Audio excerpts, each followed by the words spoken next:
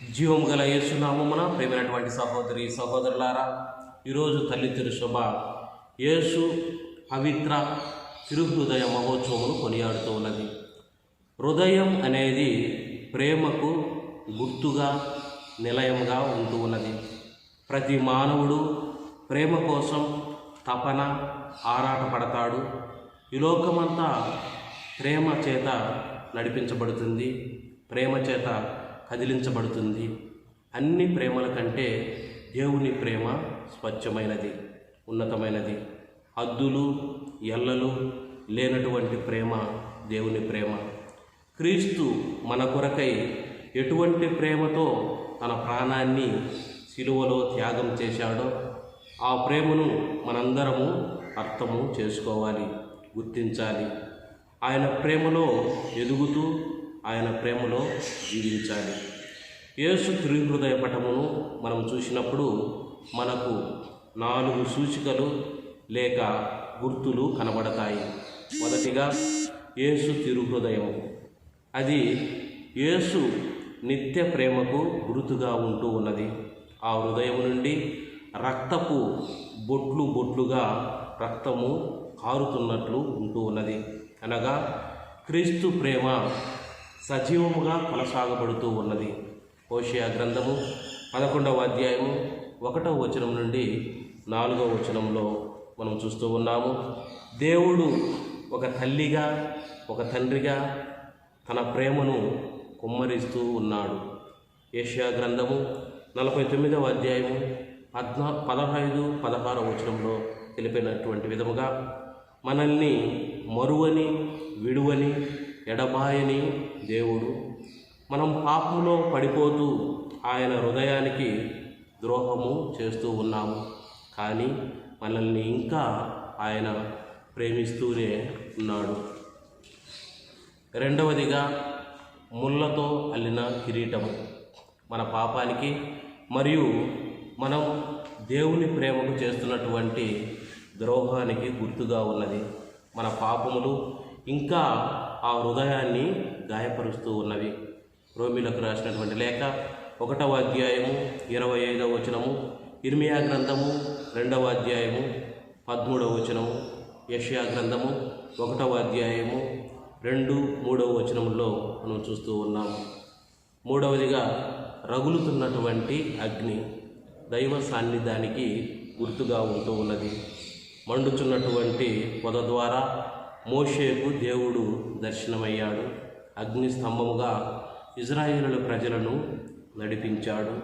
ఏలియా ప్రార్థన ద్వారా అగ్ని గంధకముల ద్వారా ఆ యొక్క పీఠంపై ఉన్నటువంటి ఆ యొక్క అర్పణను దహించి వేస్తూ ఉన్నది. నూతన నిబంధనములో పవిత్రాత్మ అగ్ని నాలుకల రూపంలో అపోస్తులపై వేంచేసి వచ్చినది. 4వదిగా మనం చూస్తూ ఉన్నాము సిలువ. క్రీస్తు ప్రభు మరణించినటువంటి ఆ సిలువ మనకు రక్షణను కొని తెచ్చినటువంటి ఆ సిలువను జ్ఞాపకం చేస్తూ ఉన్నది. క్రీస్తు ప్రభు మన కొరకై సిలువలో చేసినటువంటి త్యాగాన్ని జ్ఞాపకం చేస్తూ ఉన్నది. క్రీస్తు తన సిలువ ద్వారా మనల్ని రక్షించాడు. సిలువ లేకుండా రక్షణ లేదు. కొరింథీయులకు రాసినటువంటి మొదటి లేఖ 1వ అధ్యాయము 23వ వచనము మరియు 2వ అధ్యాయము 2వ వచనంలో చూస్తూ ఉన్నాము. ఈరోజు మనందరము యేసు తిరుహృదయాన్ని గూర్చి తెలుసుకుంటూ కొన్ని నిర్ణయాలు తీసుకోవాలి. మొదటిగా, దేవా, నీ హృదయానికి నన్ను నేను అంకితం చేసుకుంటూ ఉన్నాను. నీ హృదయం నన్ను ఏ విధంగా అయితే ప్రేమిస్తుందో నేను కూడా నీ తిరుహృదయం ఎడల అపారమైనటువంటి భక్తిని ప్రేమను కలిగి ఉండడానికి నాకు శక్తి ఇవ్వండి తండ్రి అని ప్రార్థించాలి. రెండవదిగా, ప్రభువా, గడిచినటువంటి కాలానికి నీ తిరుహృదయానికి వ్యతిరేకంగా నేను చేసినటువంటి ద్రోహానికి పాపానికి ప్రాయశ్చిత్తం చేస్తానయ్యా అని పశ్చాత్తాపపడాలి. మూడవదిగా, అయ్యా, నీ ప్రేమను ఎల్లప్పుడూ కూడా నా మీద మా కుటుంబం మీద కుమ్మరిస్తూనే ఉండండి. నీ ప్రేమను నా ఎడల ఎల్లవేళలా కుమరిస్తూనే ఉండండి తండ్రి అని మనం ప్రార్థన చేయాలి. ఈ రోజున ప్రత్యేకముగా సమయాన్ని తీసుకొని మీ కుటుంబాలను ఆ యేసు తిరుహృదయానికి సమర్పించుకోవాలి. అదేవిధంగా మిమ్మల్ని మీరు యేసు పవిత్ర తిరుహృదయమునకు అంకితం చేసుకొనాలి.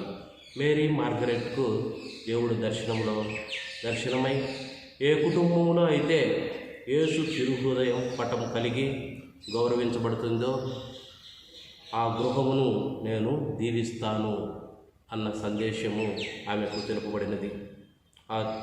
ఆ తిరుహృదయం మనల్ని తన ప్రేమతో నింపుతుంది, తన ప్రేమతో కాపాడుతుంది, తన ప్రేమతో దీవిస్తుంది. అటువంటి దీవెనలు, ఆశీర్వాదములు మనకు తన యొక్క తిరుహృదయం నుండి జాలువారాలని, అదేవిధంగా తిరుసభను కాపాడాలని, భద్రపరచాలని మనమందరం కూడా ప్రార్థన చేస్తాం.